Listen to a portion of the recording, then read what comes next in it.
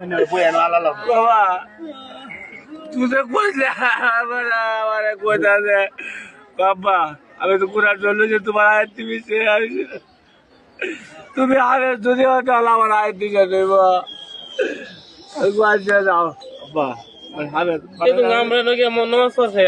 আমার আয়াত তো তুই গেছো রে তুমি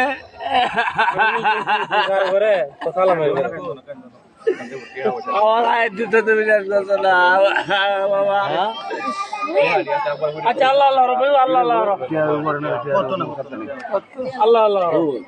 তুমি আমার আয়াত দিতে তুই গেছো বাবা তুমি তো আমার আয়াত দিতে গেছো রে বাবা বাবা ও পুত্রে তুমি আমার হাতে কথা কইতে না